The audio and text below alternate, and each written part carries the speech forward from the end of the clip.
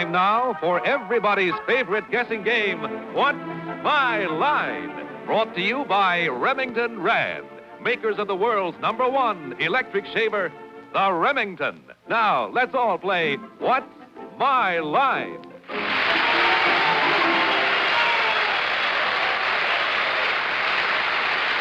And now, let's meet our award-winning What's My Line panel. First, the popular columnist whose voice of Broadway appears in the New York Journal-American and papers coast to coast, Miss Dorothy Kilgallen.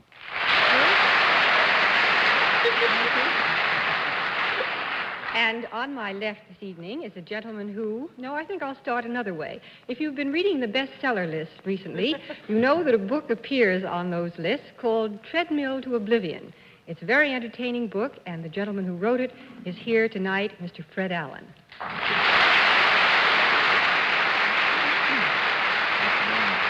Thank you, Dorothy. And on my left, ladies and gentlemen, a young lady who misplaced her Scrabble set this afternoon and who may be at a loss for words tonight, Miss Arlene Francis.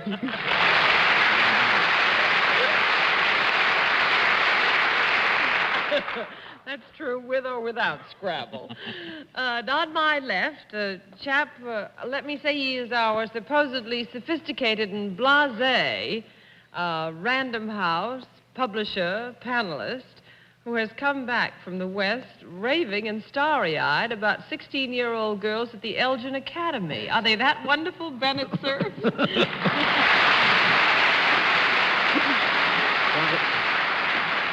You'd make a fine headmistress, Arlene. Well, 2 years ago, a lot of you folks who are watching this show will remember that we had Ed Murrow as a mystery guest on this program. And he and our moderator told you about a memorial they were raising funds for in memory of all the war correspondents who had lost their lives in pursuit of their duty. Well, they've gotten all the money together, and tomorrow night, that memorial is going to be dedicated in a monster all-star television show called Dateline. And I guess that's why our moderator looks so happy tonight. Here he is, John Charles Daly.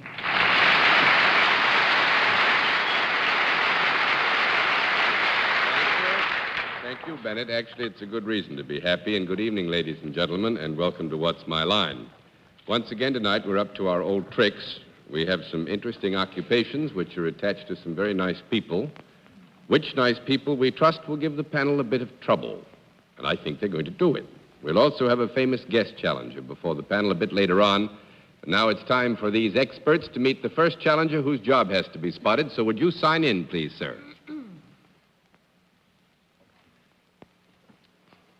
C. Nash. Right, sir?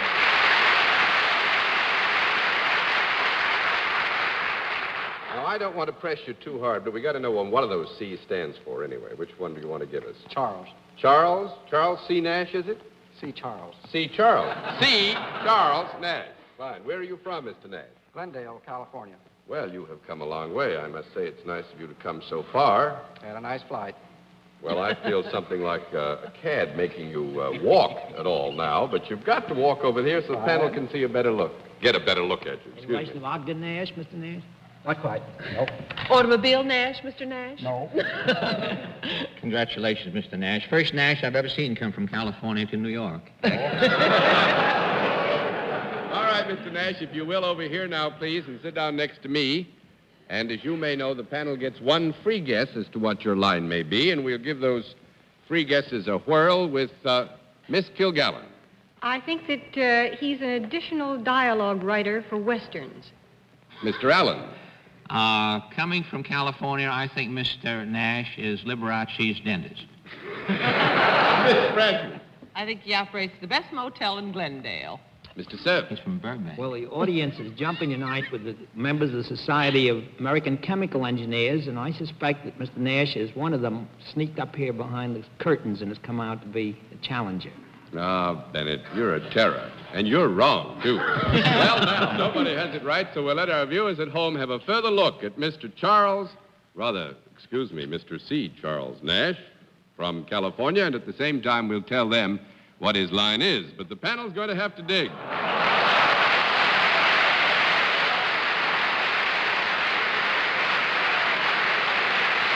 All right. Mr. Nash, you know how we score this opus. Every time you give a no answer legitimately and properly, we flip a card. 10 of these flips, and you have won the game. You all set? Fine. Mr. Nash is salaried. Let's begin the general questioning with Arlene Francis. Well, Mr. Nash, you're nicely bronzed. Is that California, or do you work outdoors? Do you work outdoors, No. Mr. Nash? Yes, No, thank one you, down, Mo. 9 to go, Mr. Cerf. Well, Mr. Nash, living in Glendale, I wonder if you have anything to do with one of the factories that's located there. Near. One of the That factories... makes something. You're no product involved in what you do? Oh, yes. There is a product. Yes. Can I sneak out of it that way, John? We'll let you You sneak did. out of it as long as you realize you're sneaking out of it. That's the main thing. Is the product that you make made in California? Yes. Is it a useful product? Yes. Is it used indiscriminately by both sexes? Yes. It is. Would it be found in people's homes? Yes. Yep. Mm-hmm. We'd like to have a small conference. Actually, this is for my benefit, not Mr. Nash's. I want to get a technicality straightened out now. It has no particular reference to this question. Actually, I forgot what day of the week it is. I'll be back with you in a minute. John is verbose tonight. What do you mean tonight? I just picked out one night. Well, Trying to talk anytime him into you're the ready, show Bennett, we tomorrow. can sit around here all night Well, if I'm you waiting want for to. you, John. Waiting for me? I wasn't doing anything. Well, that's what we're complaining about. Mr. Nash, for this product, is there any ingredient used that is either grown or made in the state of California?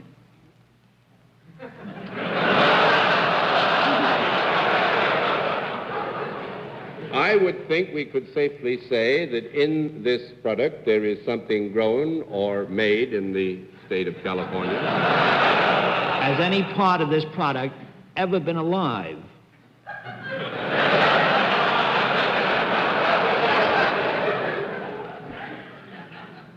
You mean going way back? Oh, not too far back. Let's see. You mean perambulating alive sort of thing, huh? Well, ambulating, if not Ambulating. perambulating. Well, thanks, Bennett. That No. makes it 2 down to go. Now, I think we'd have to knock you out on the ambulating department. All right? That's 2 down and 8 to go, Miss Kilgallen. All right. Has it ever been alive standing still?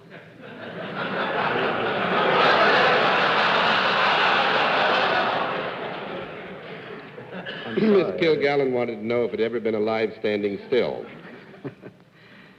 No. That's fine. 3 down and 7 to go, Mr. Allen. Is it something, did Bennett establish that it's something that is grown in California? We answered with some reluctance affirmatively to the question, was it grown or made in California? Can you distill that for me, John? May I say, is it something that's grown in California? Well, he should know what he does. That's right, Mr. Nash. No, it is not grown. 4 down and 6 to go, Miss Francis. It's just made in California. Yes. So many people are. Is it...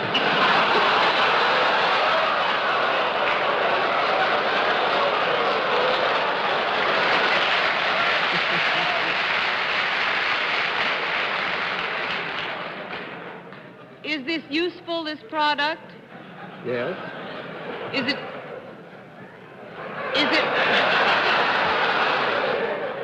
it something one could hold in one's hand? Yes, you can. You know, within a basic term of reference, you can hold it in your hand. I'm going to say this, you're so far away from it, all of you, I don't want to discourage you. We You've are got one far more away minute. from it? We Yeah. ought to get on another field, you mean? No, I don't mean a thing, actually. Just wanted to tell you I was going to give you another minute. Is it ever used in studio work? Yes. It's used in motion picture studios? Yes. Is it necessary to be used in motion picture studios? Oh, yes. Has it any moving parts? Yes. Now, can I ask a question? What? Are there several different products that you're involved with? Instead of it just being one thing, is there a variety? Before we take you too far off the road, Arlene, the product we have accepted as a general product, and we are now in this identification area willing to identify a general product with which Mr. Nash may have a specific affiliation. Interesting. Yeah, I think so. All right, and you can hold it in your hand, even if you wouldn't want to necessarily. All right, should we get off that whole bit? Do you think it'd be a good idea? We get into something else. Do you have anything to do, Mr. Nash, with training anything or anybody? No. Do you work in an advisory capacity of any kind with this? There is a product. Well, is it anything to do with the sight or sound equipment in a studio? Yes.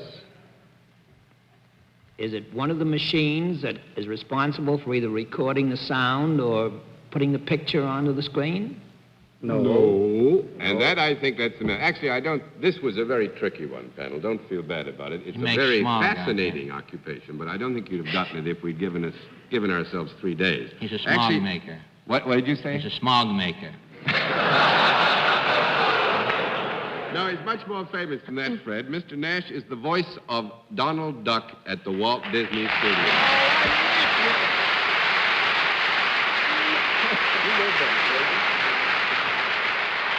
And Bennett Cerf has met Mr. Nash, but we were counting on his not recognizing him, and he didn't do it. Mr. Nash. Those rather fabulous studios, the Now, Walt Disney Studios, I'm 20,000 sorry, but each. he's got to just... We must have at least time for him to say something to us like Donald Duck. Come on. Say just one thing. will you?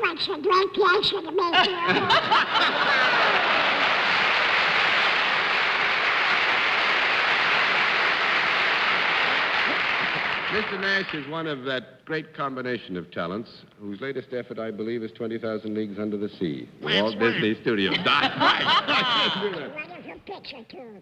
Oh, it's a wonderful picture, that I'm sure of. And Mr. Nash, you've been a wonderful guest, and thanks very much for being our guest on that. All right, panel. Let's see what you can do with another challenger. Now, would you sign in, please, sir?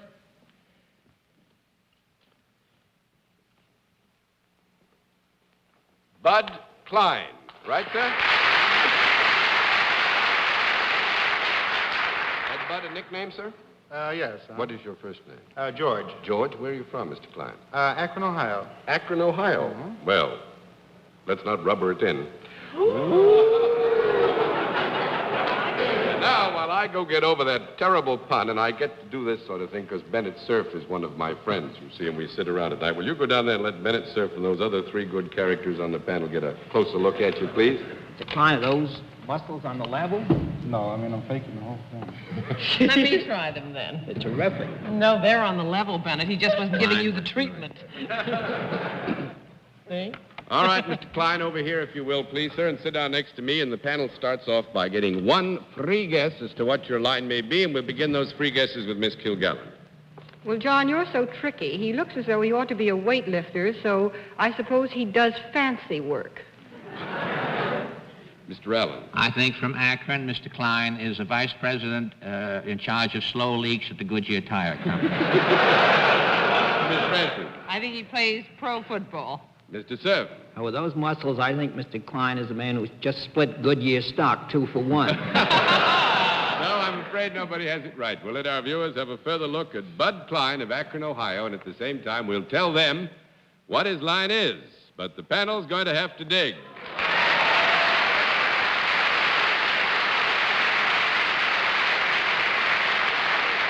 All right, Mr. Klein, you know how we score this operation? Boing, boing. Mr. Klein is self-employed. With that, we'll begin the general questioning with Dorothy Kilgallen. Well, Mr. Klein, do people ever watch you when you do what you're doing? Yes. And are they either instructed or amused or entertained by what you do? Yes.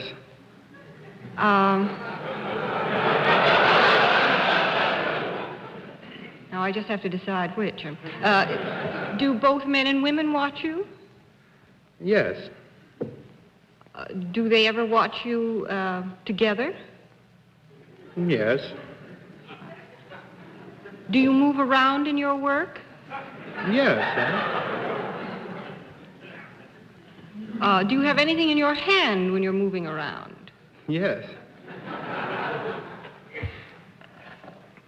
Would these people be in the nature of an audience? No. Small question. Might be small groups and...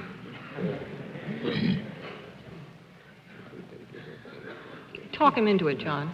I would say this, Dorothy. Mr. Klein's inclined to agree with me that it is not entirely untoward that some people might stand by and they would be considered an audience in a way, you know. But you are primarily something other than an entertainer, is that correct? Do you ever do what you do to people who would rather not have you do it? No,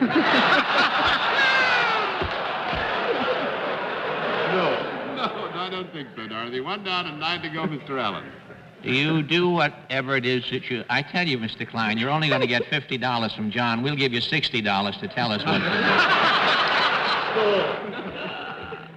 do. Do you have any regular hours when you do whatever you do? No. You just do it whenever you feel like it, huh? Well, now, wait a minute. Let's have a small conference. Well, I can't remember who John was. I can't remember who he was. I see. I think, Fred, you will understand that in the specific character of Mr. Klein's work, that we might be right in saying that they could not be considered regular hours because of the requirements laid down for the performance thereof. 2 down and 8 to go, Miss Fred. Do you have anything to do with anything that might be considered a game? No. 3 down and 7 to go, Mr. Mr. Cerf. Klein, does that splendid, magnificent physique of yours play some part in the work that you do? No. 4 down and 6 to go, and I'm going to give you another 30 seconds because I don't think you're close to this one either tonight. Do you ever work out of doors? Yes. Do you usually work out of doors? Yes. Do you do anything that requires any agility? Yes. Do you do work in connection with a building, with the outside of a building? Work in connection with the outside of the building? Mm-hmm. Any kind of a building. Window? Oh, I have another question if you don't like that. Well, you know, you might say so in a way, yeah. Do you wear something other than an ordinary business suit in your work? Yes. Might it be called some type of costume?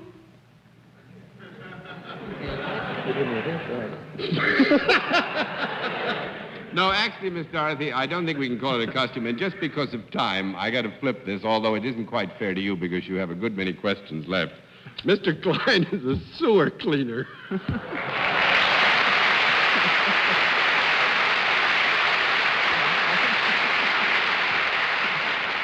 I'm afraid his good looks and his muscles kind of just get you all off on the wrong road. That tan. How I did think he he get the gets tan stuck in a down? manhole. Did you ever get stuck in a... Well, they got them all enlarged out in Big Akron just for his manholes benefit. We must start going into some sewers, It Dorothy. must be more fun. Well, Mr. Klein, thanks a lot. I hope you had a lot of fun. We Thank you, certainly sir. did. It's nice to have had you in What's My Line.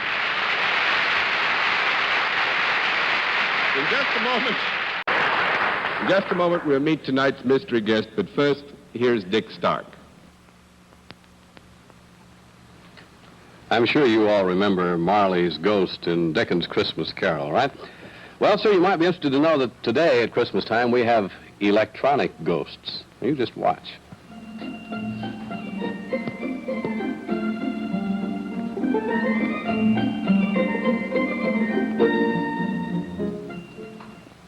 Well, you got a problem, huh? I bet you're wondering what to give him for Christmas. Well, now, look, how about this man-size Remington electric shaver? You just think of all the times he's wished he had a better way to shave. Like, for example, the times he scraped his tender skin shaving the old-fashioned way. The Remington electric shaver would be kind to his skin. It's so gentle it can shave the short, close fuzz off a peach without harming that tender skin. And think of the times he skipped shaving for a day or two. John, hurry. We'll be late. Boy, would he enjoy having the Remington then. The man-sized shaver that's powerful enough to shave the tough bristles off a brush will whisk off your man's toughest beard in a jiffy. And you will have a better-looking husband. I wish you'd stop in at your favorite store or Remington Rand Shaving Headquarters and ask for a Remington electric shaver on the 14-day free trial plan. That's good for 2 weeks after Christmas Day. You know what? You just give that man of yours a better way to shave. After all, that means a lot to a man. Tell me now, is your Christmas problem all solved? Good.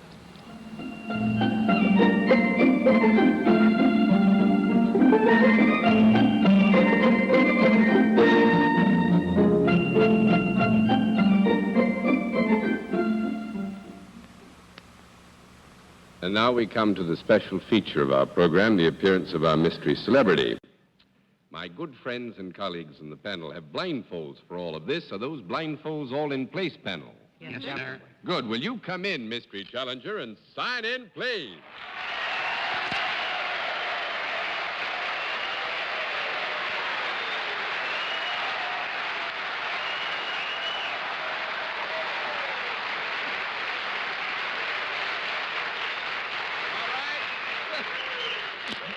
Panel, as you know, in the case of our mystery challenger, we dispense with preliminaries, get right down to the general questioning, which we will begin with Mr. Fred Allen. It's a foolish move you've made, John. I gather from the audience's reaction that you are very well known by sight to practically everybody. Is that true? Yes. I gather that you are not Sophie Tucker by any chance. Tell me, are you identified with the entertainment world? Yes. Are you currently employed? I'm looking for another job. I haven't guessed. I went in the wrong theater tonight. I guessed the wrong theater coming in here. But are you better known, are you identified with motion pictures? Let me put it that way. Yes. With motion pictures. Yes. Are you associated with dramatic work in the motion picture field? No. Well, if you do comedy, occasionally it comes out sad. You have to I'll leave that up to our guest if he would like to amend the answer and give you a qualified yes. Well, then I'm through. I was wrong, huh? Yes. Are we to believe that our mystery guest has never had a serious moment? He's always been a comic, is that it?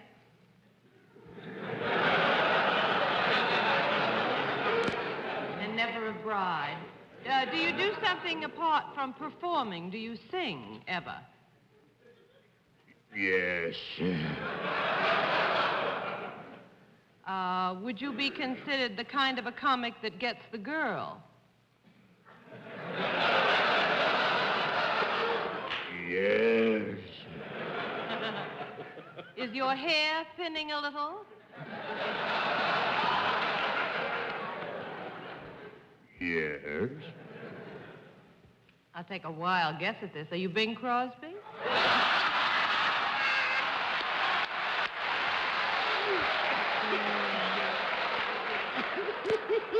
What happened? No. 2 down and 8 to go, Mr. Cerf. If my hunch is correct, Dorothy, Arlene couldn't have been more wrong if she had tried. And I did. Are you famous as well for movie work? Are you equally famous for radio and television appearances? Yes. You mean on exactly equal equations? No, Bennett? not equal equations. I would say principally in... Now, I know who it is, John. Don't throw me off.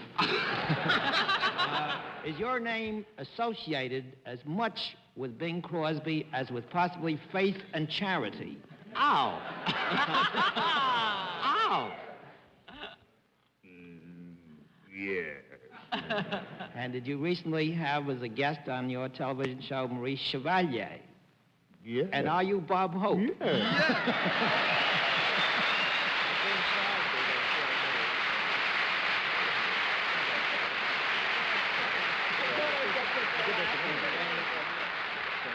I got to tell you something. Actually, Bob just told me something, and I think it's going to fascinate you all and also everybody at home. The Bing Crosby sign-in. You think he's ever done it before? No. The what? Where did you do it before? I did it in England on What's My Line. Isn't that Really? something? I broke it in there. That was your out of town, wasn't it? The travelingest man you ever saw. Actually, Bennett mentioned earlier that we've got this Dateline program tomorrow night, which dedicates the memorial we've spent 3 years building. The man has come to New York, basically, to be with us on our big program on Dateline. Travelingest guy's written a book, you know, Have Tux, Will Travel, and he's always doing it. And Is there anybody here who hasn't written a book? Fred Allen over there I wrote know. one. Dorothy? Miss Dorothy? I would have mentioned the book, but it's a Simon & Schuster publication. All right, Bennett. Simon & Schuster published it. They know who did it. Have Tux and Will Travel. Mr. Robert, the Right Honorable Robert Hope, it's good to have you with us. Can't tell you how happy I am to finally have the chance to appear. I watch this show all the time, you know. And Nice, man. you had to bring me east for this little correspondence show so I could make it. I'm happy to to have be you with here. us, Rob. Thank you. Thank Thank you you, very John. much. Right. Good to see you, Pat.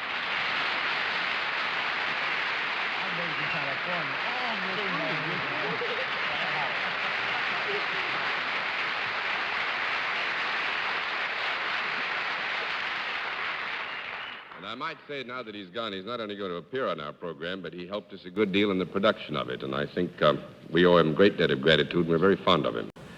We'll be back in just a moment, but first, here is a Christmas reminder. What would she want for Christmas? How about this? The electric shaver that's made for ladies, the new Remington Duchess, a completely feminine electric shaver. It's the only shaver especially designed for legs and underarms, too. With this gift, she can throw away messy creams and old-fashioned blades. The Remington Duchess shaves gently, smoothly, safely, because it's formed to follow her form. The Duchess comes in peppermint pink or Wedgwood blue with its own elegant case. Of course she'd like one for Christmas. The perfect electric shaver for a lady. The new Remington Duchess. Before our panel says goodnight, may I remind you to tune in again next Sunday at 10:30 p.m. Eastern Standard Time, when once again we invite you to play What's My Line. For other localities, check your local listings for the date and time of our weekly series. Yes, more and more and more and more people are switching to Stop-Et spray deodorant. Because Stop-Et, with its anti-immunity factor, is now more effective than ever. Thanks to this anti-immunity factor, when you use Stop-Et daily, you get full effectiveness day after day. It never lets you down like this. So switch to Stop-Et spray deodorant. Just one squeeze of its famous plexoplastic bottle and poof, there goes perspiration. There's just a chance we New Yorkers may lose a resident because Dorothy has got to go back to cover the Shepherd case in Cleveland tomorrow. So once again, it's good night and good reporting, Dorothy. Thank you, John. Good night, Fred. Good night, Dorothy. Good night, Arlene. Good night, Fred. Good night, Bennett. You might be interested to know that while Dorothy's in Cleveland, her husband's show, Plain and Fancy, opens in New Haven tomorrow night. Good luck. Thank you, Bennett. Good night, John. Good night, Bennett. Good night, ladies and gentlemen, and thanks for being with us on What's My Line?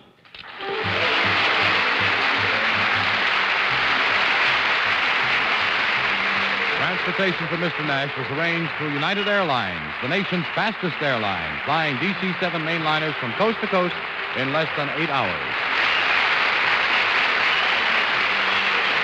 This has been a Mark Goodson, Bill Todman production in association with the CBS Television Network.